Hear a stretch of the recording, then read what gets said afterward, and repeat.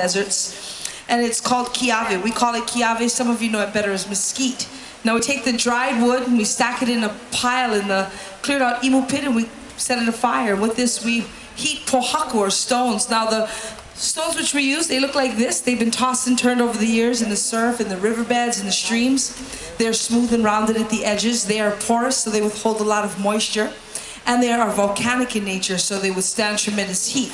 Now these pohaku we take and we place them on the burning pile of kiave, and we heat them until the pile of kiave collapses to the imu floor. And then we take and we spread the coals and the pohaku out evenly over the bottom of the pit. Now we're sure to set a few aside because we're going to actually take and place these pohaku down into the food that we prepare, so that it ensures that the food is cooked thoroughly and also it cooks evenly.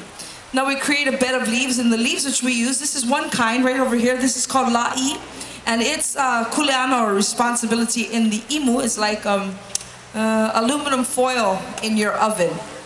It protects your food and keeps it from sticking to the hot pohaku or the hot stones and burning, okay? Now it lends a little bit of flavor, and the la'i along with the laumai'a, or the banana leaves. Now, you know, a banana tree's main consistency is water, so once we take the leaves, the stumps, we beat them along the rock wall, and we set them on over the hot coals and the hot pohaku. It releases a lot of water, and it creates this steam, or this style of cooking we call kalua. So we create a bed of leaves below the pua'a, and then we create another bed of leaves, another hali'i, above the pua'a, okay? Then we take sheets. We can take burlap bags, and kona, you know, kona coffee bags are really, really popular. We soak them thoroughly in water, and then we cover the entire area of the imu pit. Now we're sure to use a few, and we're sure to go out over the edges of the food by about a foot, and that's to ensure that the next step doesn't get back into our food, yeah? So the next step, of course, is to stack dirt upon all of this, or sand or dirt, until no more steam can be seen rising from the pit. Now the pua'a is left for about 6.5 to 8 hours, so it starts early in the morning. They begin the process, and by the time they close it up, it's somewhere around 8:30, maybe 9 o'clock, depending on how much food we're cooking, how big the pua'a is for the day. That's going to depend on when they actually cover the imu. Now, for us as young kids, I remember putting the imu in about now, or starting the imu about now, and putting it in and get it closed up about 9 o'clock at night, and then coming back at about 5 o'clock in the morning to take the pua'a out. So still really hot. These are the la'i, the lau la'i, those tea leaves right there you see. And as we get closer to the pua'a, you'll see the longer leaves. Those are the banana leaves, or the laumai'a.